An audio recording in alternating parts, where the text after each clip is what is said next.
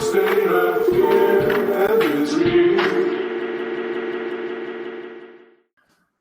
Alrighty, are we ready for something really fucking funny? Yeah, I saw this on the desk. What is this, man? Okay, this is really exciting for me, partially because I finally get to use something I made on the testnet clip for this. So I get to have fun editing stuff. But yeah.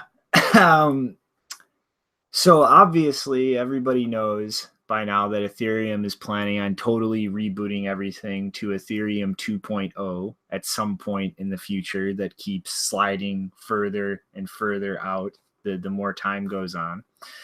But in the meantime, they're going to try to come up with a stopgap solution until they get there. So Ethereum 2.0 is trying to hit 10 megabytes a second in terms of data throughput.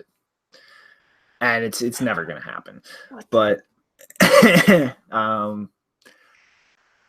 until they get to the point that's never going to happen, Vitalik is proposing to use other blockchains as a place to store all of the massive amounts of data that the Ethereum Rube Goldberg machine generates. And this is just like the level of nonsense stupidity is amazing. Because in order to really do this, you have Ethereum dumping data onto another chain. Okay, so when Ethereum references that data, you have to actually validate that the other chain. Like the Ethereum chain has to validate that other chain in order to actually guarantee that the data it's referencing on that other chain is valid. And so what Vitalik wants to do is create an absurd Rube Goldberg machine where Ethereum on chain or on the Ethereum chain attempts to incentivize people to go over to the Bcash chain and just dump this data onto Bcash so that when it's needed by the Ethereum chain can actually grab the headers from the Bcash blockchain and validate them through a contract on the Ethereum chain to then just be able to go give me this data from Bcash from a Bcash node and effectively just start using Bitcoin Cash as an extension of Ethereum so that Ethereum contracts can just kind of do the core operations on the Ethereum chain, but dump all of the data and read all of the complex data they need off of the Bcash chain. And this is not a joke. This is not a parody. Vitalik is actually saying this. He's literally saying, like, Ethereum doesn't scale, so let's start dumping all of the data that can't fit on Ethereum because it doesn't scale onto Bcash because nobody's using it. And let's just ignore the fact that Bcash doesn't scale either. And the most priceless thing about all of this is in the comments of this post that Vitalik put out. There are people from shitcoins just going, use our shitcoin, use our shitcoin. Like there's literally somebody claiming to be a developer from the Steemit team telling Vitalik Steemit should use this. And that Steemit is actually considering forking Steemit to help make this work. Like there are Dash people saying that Dash is a good thing for this because we're going to keep the fees cheap by raising the block size, and the master nodes can enforce like instant zero confirmation in a safe way. There was literally this guy in these comment sections talking about this shitcoin Flow that I've never heard of, that is a Litecoin fork from 2013 with a proof of work change that has the same thing Bcash has right now, where you can only reorg like so many blocks back, that's specifically made for just storing random data on, that they claim the Wyoming land records are stored on. Like, you cannot make this shit up. Wow. I'm sorry. Go ahead. Go ahead. I can't believe Steemit would do that, because wasn't it just a couple of months ago that Steemit was like freaking out because no one was running nodes and it was not working, and because too many people were storing data on it and not running nodes. Like, I don't think you're a great candidate, buddy. But it's just like this is the second most valuable cryptocurrency in the world. It's like half as old as Bitcoin.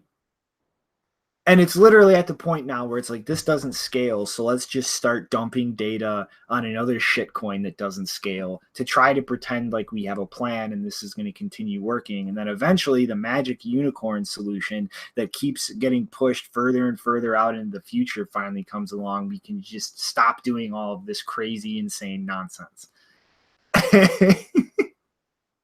Oh man, yeah, that is a joke, dude. Yeah, like, okay, we'll scale by using other non-scalable networks, and we'll just recall the information that way. I mean, it is getting to be really, really rough. I mean, like, I know a lot of these developers around here, and for sure, I've seen a few projects now just sort of like drop by the wayside where lost funding, no longer using Ethereum, trying to turn it into a business. And it's like, it's just evident that there is definitely major troubles over there when it comes to scaling and what exactly they're trying to do. And they don't know the next step. And like you're saying, I mean, ETH 2.0 was supposed to be here at the end of February, and now it's scheduled for next year. And I mean, yeah, Dash, Steemit, Bcash all rolled into the Ethereum bundle. And, here in a couple of years, we're going to see, just a fork of all those into one coin or something. Who knows? I mean, like, for sure, it's just like become a running joke at this point, to where,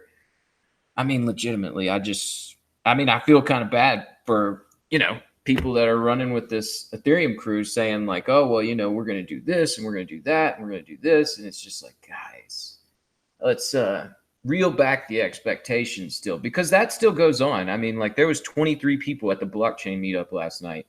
And I'm quite sure that over half of them were new. And I know that there's at least 3 or 4 projects that are still trying to get off the ground with this stuff. And that's where I feel sorry for some of these people.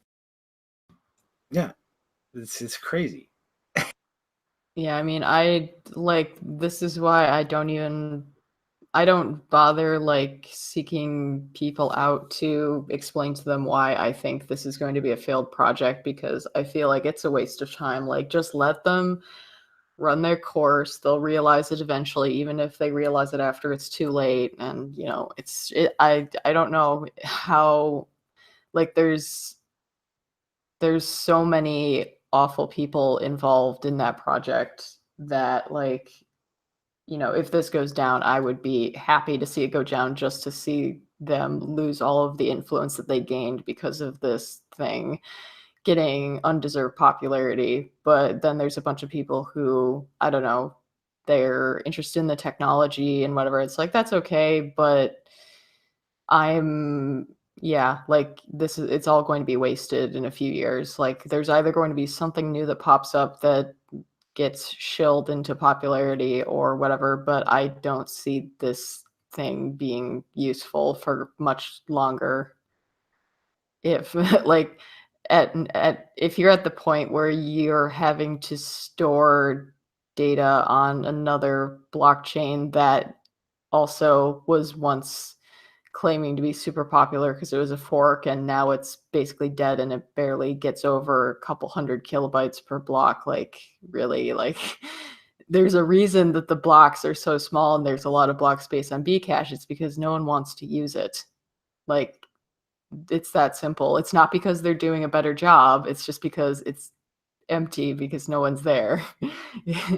So that's not a solution, and the fact that that's being considered is really a red flag. Mm-hmm. And this is why you need block size restrictions, because if that space stays effectively free, there will be effectively infinite demand for it. And that doesn't work. Now that's what we are witnessing right now.